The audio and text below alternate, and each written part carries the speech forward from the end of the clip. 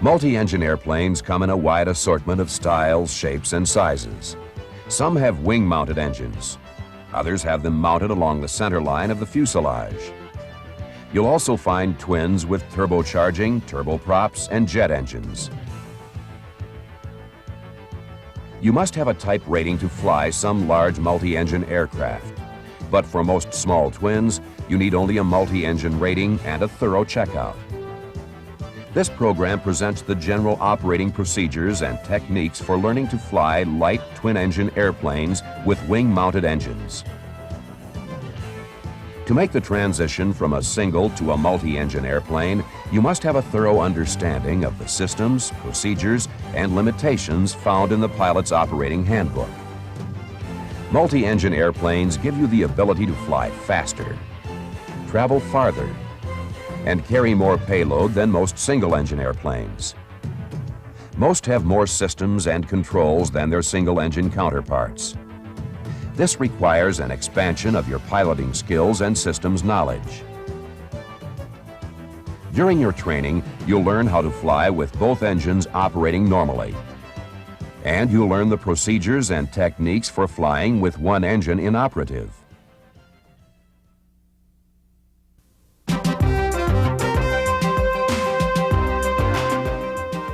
In this section, we'll look at some of the operational considerations of multi-engine flight, including pre-flight preparations, ground operations, and multi-engine takeoffs and landings.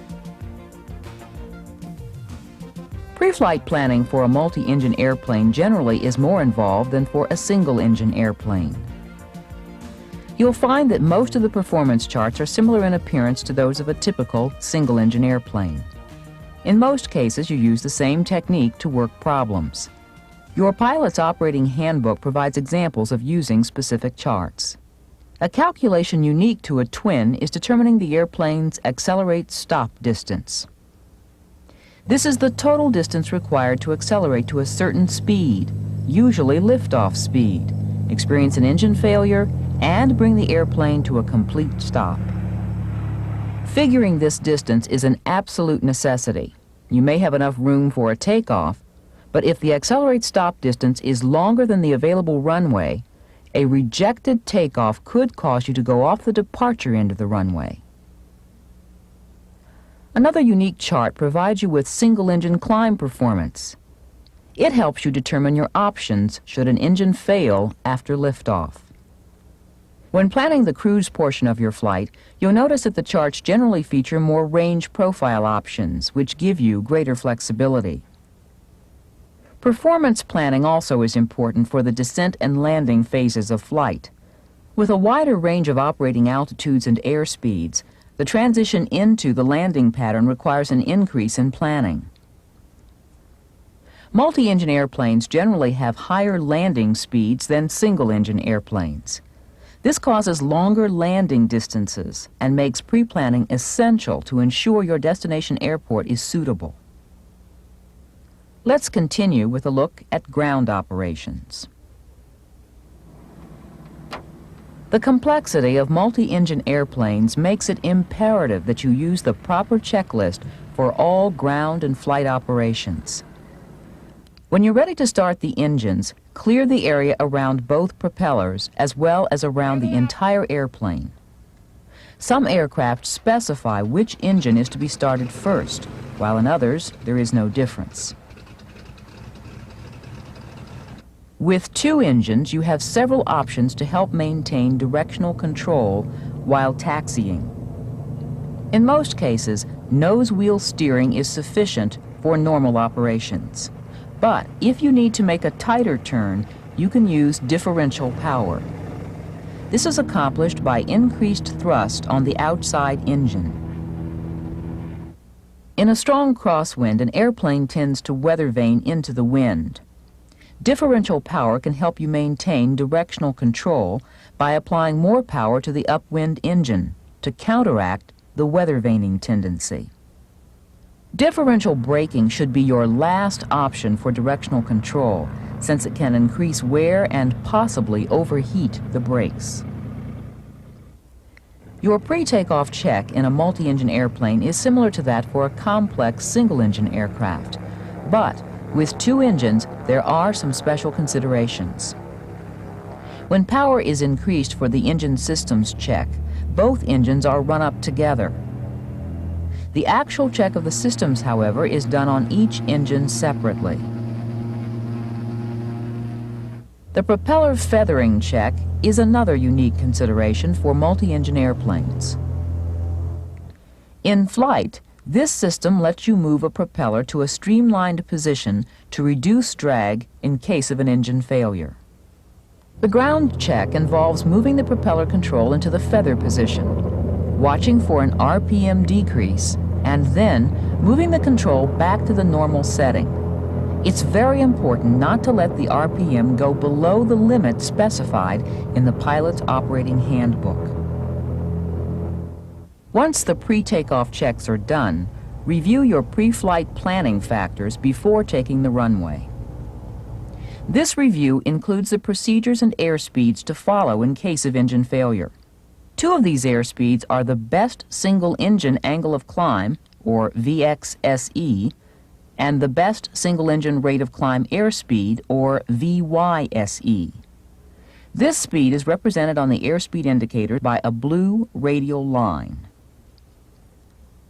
Specific engine-out procedures are covered later in this presentation. For a normal takeoff, you should set the flaps according to the manufacturer's recommendations. Front range traffic, Crusader 90832 Charlie, departing runway 26 at front range.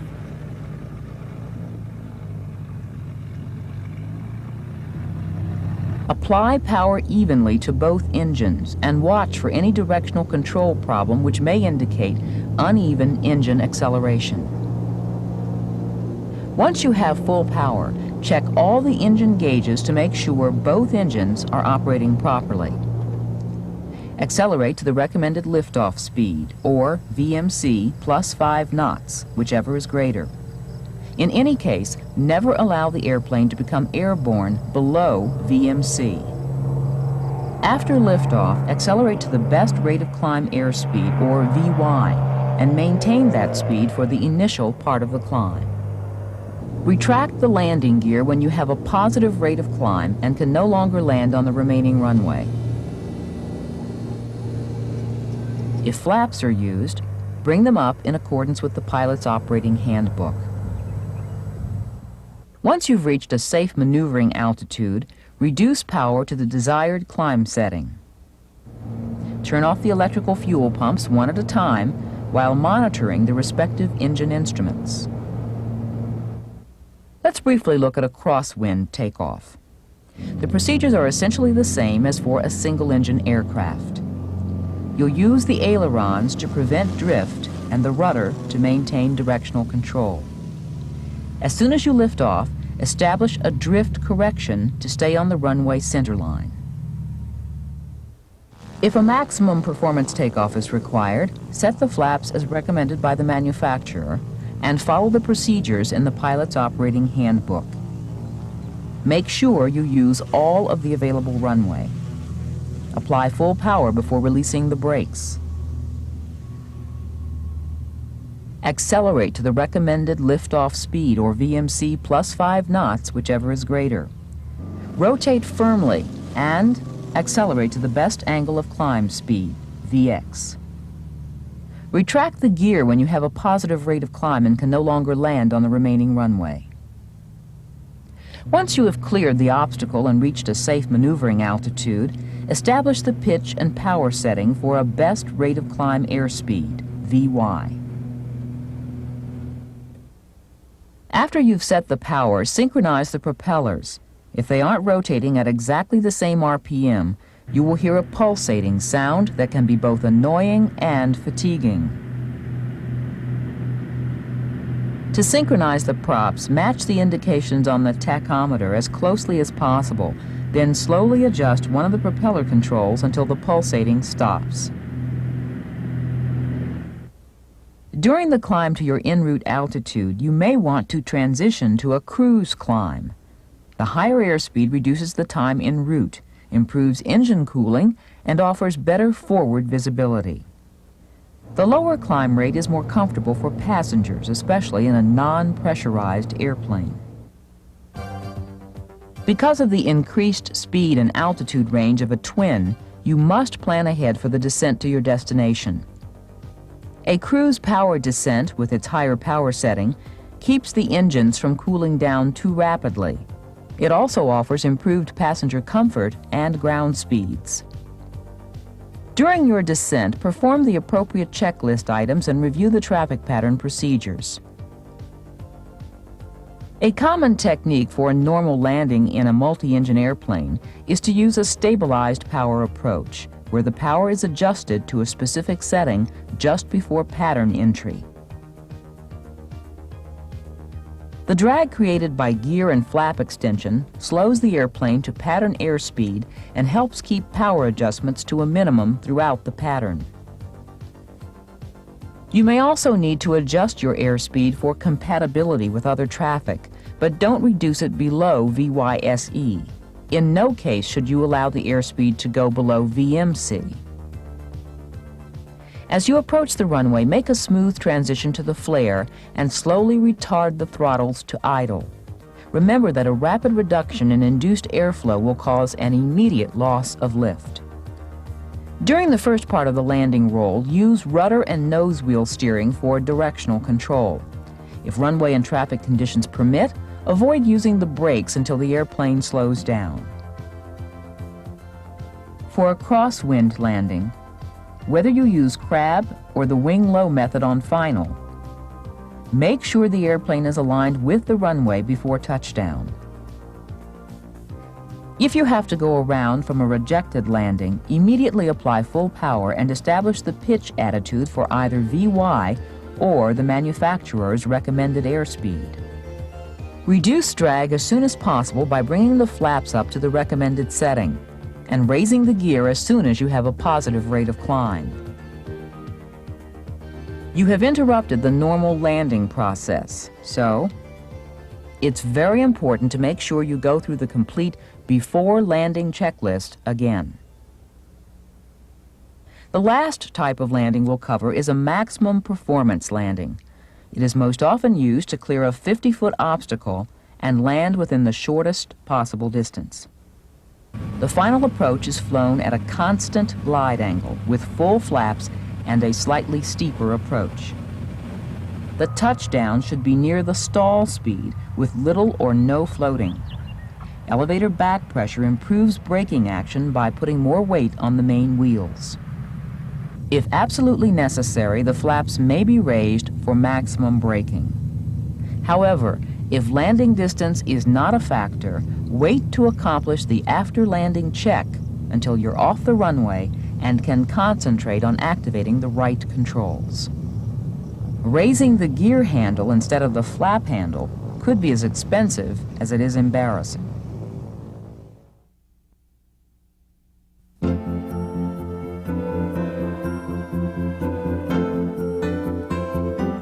To gain the most from a multi-engine airplane, you must have a good understanding of its unique aerodynamics. Induced airflow is a good example. With wing-mounted engines, additional lift is produced from the induced airflow of the propeller slipstream. This is important to remember because a sudden power reduction results in an immediate loss of lift. This is very apparent on final approach just prior to touchdown. If you retard the throttles rapidly, the loss of lift may cause a high sink rate. Induced airflow is one reason you should carry some power throughout the approach and smoothly reduce it during the flare and touchdown. Two familiar aerodynamic terms, torque and P-factor, warrant special consideration for multi-engine flight. On some twin-engine aircraft, both propellers rotate clockwise when viewed from behind. This type of aircraft is often referred to as a conventional twin. With this type of aircraft, the torque produced by both propellers rotating in the same direction causes a greater rolling tendency to the left than in a single-engine airplane. P-factor is produced in the same way for twins as it is for single-engine airplanes, but its effects are greater. A left-turning tendency is created at high angles of attack when the descending propeller blade produces more thrust than the ascending blade. This asymmetrical propeller loading causes an even greater yawing tendency in a twin-engine airplane because there are now two descending propeller blades. Also, notice that the right engine exerts more of a yawing tendency than the left engine because its P factor works farther from the center line of the aircraft. In a conventional twin, failure of the left engine would produce a greater turning tendency than failure of the right engine. This is the reason that the left engine is called the critical engine. Some twins have what are called counter-rotating propellers, where the right engine rotates in the opposite direction of the left. In this case, the airplane has no rolling tendency since the torque of each propeller cancels out the other. Also, there is no tendency to yaw to the left. P factor is eliminated by placing the descending blade of each engine closest to the fuselage. In this case, neither engine is considered critical. With the engine inoperative, the lowest airspeed at which directional control can be maintained is called VMC. This speed, which is important to all wing-mounted multi-engine airplanes, will be covered in detail in the sections on engine-out aerodynamics and maneuvers. A solid foundation in multi-engine aerodynamics will enhance your transition to a twin.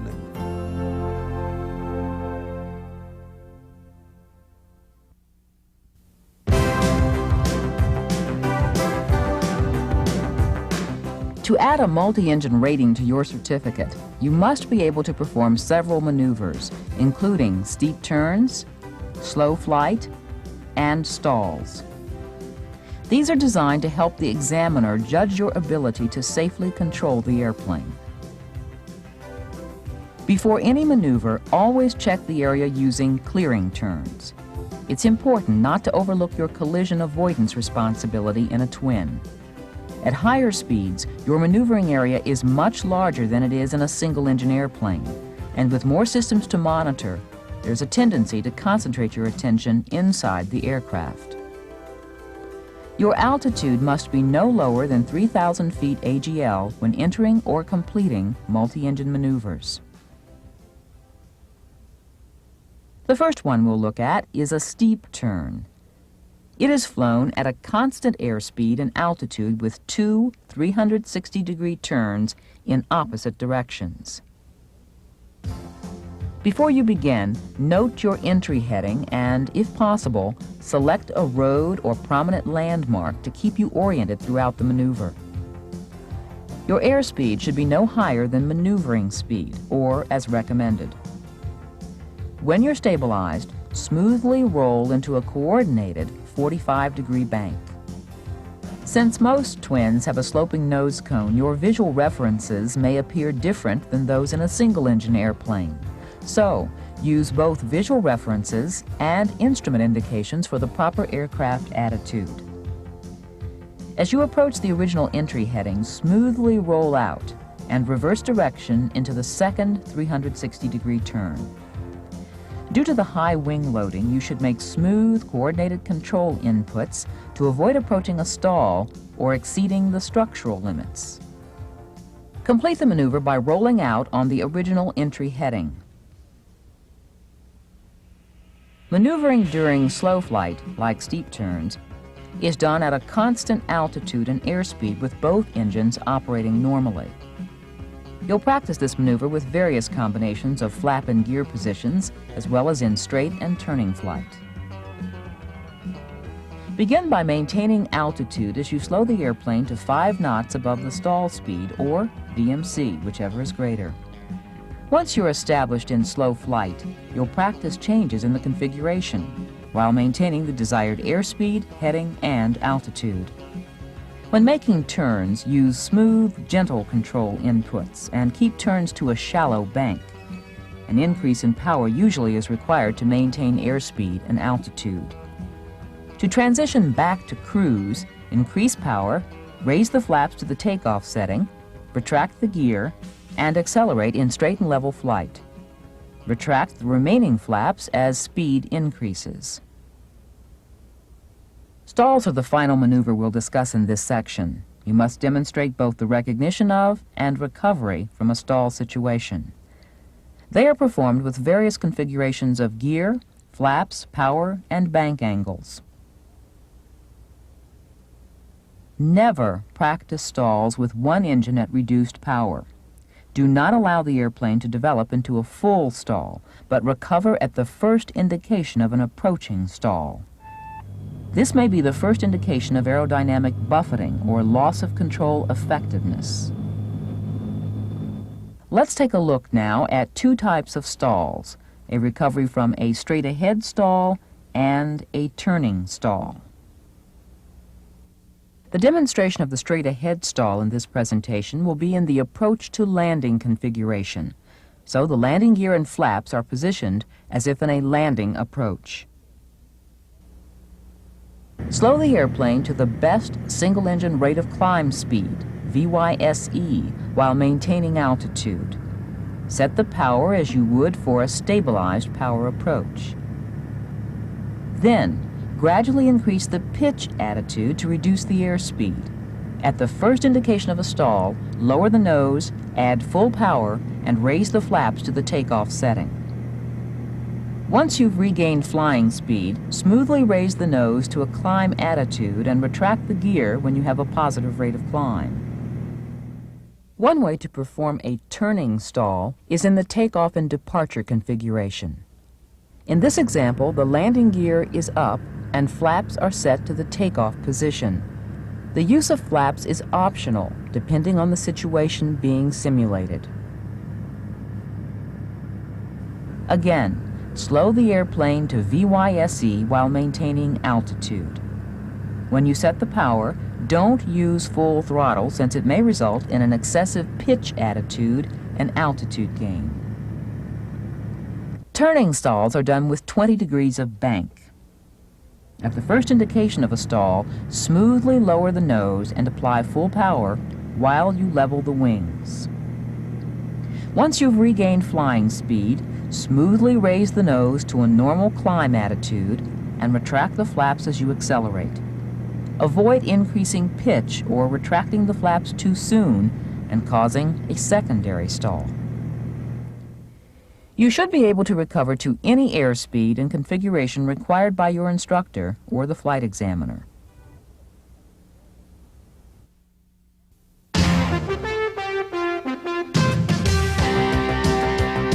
An engine failure is a critical situation in any aircraft. In a multi-engine airplane, you have more options to deal with the problem than in a single engine. This section looks at some of the considerations associated with an engine failure in a light twin. The first step is a thorough understanding of engine-out aerodynamics. We'll begin with the most serious engine-out situation, loss of the critical engine in a conventional twin. You'll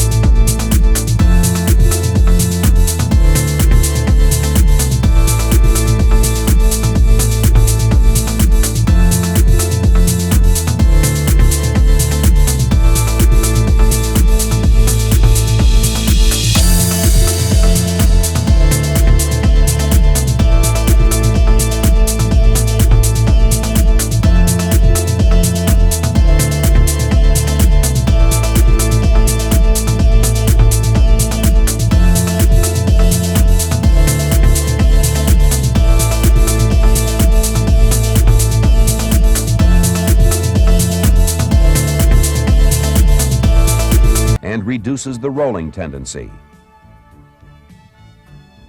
Asymmetrical thrust still causes a yaw toward the failed engine, but the effect of P-factor is less. This is because the descending propeller blade is always the one closest to the longitudinal axis. Regardless of the type of airplane, as you slow it down, you reach a point where the rudder can no longer counteract the yawing tendency. At this point, called VMC, the airplane will become uncontrollable unless you take immediate action. Each multi-engine airplane has a VMC that's established under a specific set of conditions. This normally includes the aircraft loaded to maximum takeoff weight, the center of gravity in the most unfavorable position, the critical engine inoperative, the propeller windmilling, the operating engine producing takeoff power, the gear retracted, the flaps in the takeoff position, and up to 5 degrees of bank established toward the good engine. VMC relates only to directional control and has nothing to do with an airplane's ability to climb or even maintain altitude. It is shown as a red line on the airspeed indicator of multi-engine airplanes. It's important to realize that at any given time, an airplane's actual VMC may vary due to changes in weight and balance, density, altitude, power settings, and aircraft configuration. It's a common misconception that when an engine fails, a twin is flown wings level with the ball centered. Let's look at why this is not a good practice. The yaw of an engine failure causes the ball to move toward the operating engine. The amount of rudder pressure required to center the ball actually produces a side slip toward the inoperative engine. Flight tests have shown that this configuration may increase VMC as much as 20 knots and may reduce climb performance by 300 feet per minute in some airplanes. A much better procedure is to bank the airplane approximately 3 to 5 degrees toward the good engine and let the ball deflect about 1 ball width toward the operating engine. This configuration produces a zero side slip and requires less rudder pressure to maintain a streamlined flight path. As you can see, engine-out aerodynamics are a challenge, but the knowledge is vital to your capability as a multi-engine pilot. Let's turn our attention now to some engine-out performance definitions. An airspeed you will probably use in your training is VSSE, or the intentional one-engine inoperative speed. This is a minimum airspeed established by manufacturers for intentionally rendering one engine inoperative during training. When you practice single-engine airwork, you should never feather a propeller below 3,000 feet AGL. As we mentioned before, VXSE is the best single-engine angle of climb airspeed. This is an important speed during a maximum performance takeoff over an obstacle. If an engine fails after you're airborne, you use this airspeed to clear the obstacle. The best single-engine rate of climb speed, VYSE, sometimes called blue line airspeed, has several applications to multi-engine flight. It gives you the best rate of climb, or the slowest rate of descent if you can't maintain altitude. Another application of VYSE is in connection with the single-engine service ceiling. This ceiling is the maximum density altitude at which VYSE will give you a 50 foot per minute rate of climb with one engine inoperative. The single-engine absolute ceiling is the maximum density altitude an airplane can reach and maintain on one engine. Now that we've discussed the theory of engine-out flight, let's look at some practical applications. The first engine-out operation we'll cover concerns the procedures to follow in case of an engine failure. If you ever have to shut down an engine, it's imperative that you use the checklist in the pilot's operating handbook to make sure that all tasks are done properly. The manufacturer may recommend that you commit some items to memory, but after completing all actions, you should refer back to the checklist to ensure that those items were accomplished. In the event of an engine failure, there are several general steps to follow. Your first step is to apply full power. Then reduce drag, identify which engine has failed, verify that you have correctly identified the failed engine, and finally, shut down the failed engine and feather the propeller. Let's take a closer look at each of these steps. Once you realize an engine has failed and you have the airplane under control, apply maximum power by moving the mixtures, propeller controls, and throttles forward. To reduce drag, you will usually raise the landing gear and retract the flaps. The actual sequence depends on the situation and your configuration. Always follow the manufacturer's recommendations. There are several clues which help you identify a failed engine. Your initial indication will be a roll and yaw toward the inoperative engine. The control inputs you'll make to counter that motion will include applying aileron and rudder toward the good engine. Rudder pressure is a primary indicator of which engine has failed. The foot corresponding to the failed engine will not be applying rudder pressure. In other words, idle foot, idle engine. In this case, the left foot is idle, so the left engine has failed. The engine instruments may or may not help you determine which engine has failed. For example, if the engine has quit from fuel starvation, the fuel flow gauge for that engine will be at 0. However, the manifold pressure and RPM for the failed engine may be close to normal because the relative wind still drives the constant speed propeller at the set RPM, which in turn drives the engine. Once you've identified the failed engine, you can verify it by retarding the throttle of the suspected engine. If you selected the correct engine, there will be no change in the rudder pressure required to counteract the yaw. If you select the wrong engine, the yawing tendency will decrease. Immediately advance the throttle to regain maximum power. Once you have verified the inoperative engine, shut it down by moving the propeller control to the feather position and pulling the mixture to idle cutoff. Use the checklist in the pilot's operating handbook to accomplish all the actions for securing the failed engine. When you've stabilized the airplane in single-engine flight, trim off the control pressures and monitor the operating engine for any signs of overheating or other malfunctions. Let's continue our discussion with a look at engine-out maneuvers. We'll begin with takeoff considerations. An engine failure during departure requires a rapid assessment of the situation and immediate action. Evaluating the options before takeoff makes your decisions much easier. For example, always compare the density altitude with your airplane's single-engine service ceiling. If you fly when the density altitude exceeds this ceiling, you may have no option but an off-airport landing should an engine fail. However, you can improve the situation by waiting for better conditions or making the flight with less fuel, passengers, or baggage. You should also make sure that the accelerate stop distance for the existing conditions is not longer than the available runway. Just before takeoff, review the procedures and airspeeds to follow in case of engine failure. This includes a plan of action to avoid obstacles if your climb performance is suddenly reduced.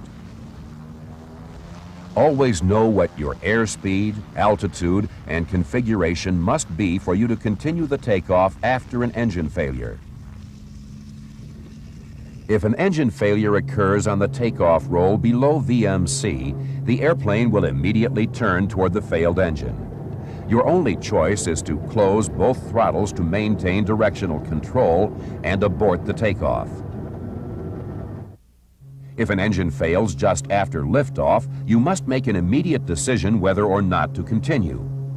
If you have not begun to retract the gear and there is enough runway remaining, close the throttles and land. If you decide to continue the takeoff, you must maintain positive control of the airplane and accelerate to VYSE. If there are obstacles to clear, accelerate to VXSE. Either of these may require a momentary descent. Make sure the engine controls are set for maximum power, and once you have a positive rate of climb, reduce drag by retracting the gear and flaps according to the manufacturer's recommendations. Make sure you've identified and verified the failed engine, and shut it down. Remember that this procedure is only a typical example. You must perform the exact sequence of steps given in the pilot's operating handbook. During the climb, maintain VYSE and keep 5 degrees of bank toward the operating engine. Even if you can't establish a climb, you should maintain VYSE, since that will give you the slowest rate of descent and allow you the most time to prepare for an emergency landing. While an engine failure during the en route phase of flight may not be as serious as at takeoff, you should still apply full power to conserve altitude while you take care of the situation. Once you've identified and verified the inoperative engine, try to determine the reason for the failure and restart the engine if practical. If you can't restart the engine, use the checklist in your pilot's operating handbook to shut it down and feather the propeller. Once you've done all the checklist actions, you should head to the nearest suitable airport and land. Remember that the airplane will fly best if you maintain 5 degrees of bank toward the good engine and use trim to relieve the control pressures. You should maintain altitude if at all possible. However, if the engine fails while you're cruising above the single engine service ceiling, you'll have to descend at VYSE to that ceiling. This is particularly significant if you're over high terrain. Obviously, your pre-flight planning should include reviewing areas of lower terrain and the locations of alternate airports. Remember, descending at VYSE gives you the slowest rate of descent and conserves altitude for the longest time. For a long flight, use the fuel cross-feed system on the aircraft to maintain fuel balance. You especially want to avoid having a heavier fuel load on the same wing as the failed engine. As you get close to the airport, plan for the approach and landing well in advance and fly a stabilized descent to the traffic pattern. Maintain the airspeed at or above VYSE throughout the pattern until the landing is assured. You may want to fly a larger pattern to allow for shallower turns and better visibility. Do not lower the landing gear until the landing is assured. Delay lowering any flaps until the gear is down and you are absolutely certain of making the runway. Remember that as you decrease power on the good engine during the flare, the yawing tendency you've been correcting for will decrease. So be positive with your control inputs to keep the airplane straight down the runway on the rollout. One of the most important reasons for planning your engine-out approach thoroughly is to avoid the need to make a rejected landing. Under certain conditions of airplane weight and density altitude, this maneuver may not be possible. Part of your approach planning should include a go, no-go altitude for a rejected landing based on airplane performance, obstacles, and terrain. If a go-around becomes necessary, make your decision as early as possible. Carefully add full power on the operating engine and smoothly raise the nose to establish a shallow climb. Reduce drag by raising the flaps and landing gear and accelerate to VYSE. Once again, follow the specific procedures outlined in your pilot's operating handbook. The last maneuver we'll discuss is officially known as engine inoperative, loss of directional control demonstration. It is one of the most important maneuvers you will practice in your multi-engine training. This maneuver shows you how to maintain directional control with an engine inoperative and the procedures to follow when directional control cannot be maintained. As with other multi-engine maneuvers, 3,000 feet AGL is the minimum altitude for performing and recovering from this demonstration. The proper configuration for the demonstration is with the propellers set to high RPM, the landing gear retracted, both the wing flaps and cowl flaps at the takeoff setting, and the trim set for takeoff. Establish the airspeed at VYSE and reduce the power on the critical engine as recommended by the manufacturer. Smoothly increase the pitch attitude to bleed off airspeed as you add climb power to the operating engine. Establish a 5-degree bank toward the operating engine and maintain the heading with rudder pressure. As the airspeed decreases, you will eventually reach a point where full rudder is not effective enough to maintain the heading. As soon as this happens, recover by simultaneously reducing power on the operating engine and decreasing the angle of attack. As you regain directional control, complete the recovery by slowly increasing power on the operating engine and establishing the airspeed at VYSE. In some cases, a high-density altitude may keep you from performing this maneuver. The reason for this is that the calibrated stall speed of an airplane remains the same regardless of altitude. The VMC published in the Pilot's Operating Handbook is established at sea level. But as altitude increases, the actual VMC decreases because the operating engine is developing less power. Above a certain density altitude, the actual VMC is less than the stall speed, and you will start to get indications of a stall before you lose directional control. In this situation, the demonstration should not be attempted. Having one engine at idle and the other at full power as you approach a stall is extremely hazardous. This is one of the reasons you should always have a qualified instructor on board when practicing this maneuver. Up to now, we've only talked about visual maneuvers. In the next section, we'll cover instrument flight in a multi-engine airplane.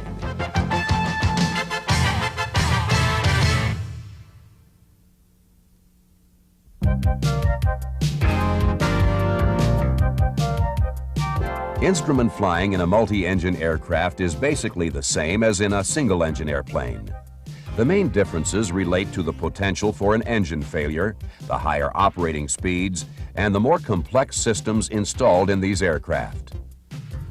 If you're instrument rated when you apply for your multi-engine rating, you must demonstrate instrument proficiency during the practical test or have your multi-engine privileges limited to VFR flight. During the instrument portion of the flight test, you'll demonstrate the procedures for an engine failure in straight and level flight and turns. You'll also make an instrument approach with both engines running and an approach with one engine inoperative. Let's begin with a look at how to recognize an engine failure by instrument reference. The attitude indicator and heading indicator show a roll and yaw toward the failed engine, while the ball and the turn and bank indicator deflects toward the operating engine. Once you've recognized an engine failure, set the engine controls for maximum power, reduce drag, identify and verify the failed engine, and feather the propeller. The distraction of securing a failed engine and the unequal in-flight forces makes it imperative that you cross-check the flight instruments to maintain aircraft control. Once you're stabilized in the engine-out configuration, use trim to help you maintain the precision required in instrument flight. Hold 5 degrees of bank toward the good engine to improve your heading control and straight and level flight. And remember that the ball will be slightly off-center toward the operating engine. When making turns, use a standard rate turn for best performance. The next maneuver we'll discuss, an instrument approach with both engines operating, is flown with the same established procedures you've used in single-engine aircraft. You already know that an instrument approach requires several tasks to be performed in a relatively short time. The higher approach speed and more detailed checklist procedures of a light twin increase your workload. Good cockpit management and anticipating situations to stay ahead of the airplane makes multi-engine approaches much easier. In some cases, the higher approach speed may put you in a different approach category than you've used in a single-engine airplane. If you're in a situation where you have to fly an instrument approach with an engine inoperative, do everything you can to ensure that your first attempt will be successful so a missed approach will not be necessary. If at all possible, fly the approach to an airport that has weather well above the approach minimums. Fly a precision approach if one is available, since it gives you a constant rate of descent down to the runway. A non-precision approach may require you to maintain level flight at low altitude with a high power setting on the good engine. If radar service is available, request vectors as soon as possible. This reduces your workload and usually results in less maneuvering during the approach. Don't hesitate to advise the controller of your emergency situation so you can get traffic priority. When flying the actual approach, use normal procedures as much as possible. Deviating from a familiar routine can cause confusion and lead to an item being skipped. When you're established inbound on the final approach course, slow down to approach speed, or VYSE, whichever is higher. Maintain this throughout the approach until landing is assured. If sufficient power is available, lower the landing gear at the final approach fix to begin a stabilized descent down the glide path. If power is not available, lower the gear when you're sure you can make the runway. Flap extension is the major deviation from normal procedures. Use the minimum flap setting recommended by the manufacturer until you're certain of making the runway. Once you have the runway in sight, plan the final segment of the approach for a gradual power reduction so you can touch down with the good engine at or near idle. Remember that this and all other procedures in this presentation are general in nature. Always refer to your pilot's operating handbook for the actions to follow for each situation. Learning to fly a twin is an exciting and challenging experience. A multi-engine rating gives you greater versatility and adds a sense of professional accomplishment to your flying career. It's important to remember that each twin has its own operating limitations and flight characteristics. A thorough understanding of your airplane adds to the overall safety of each flight.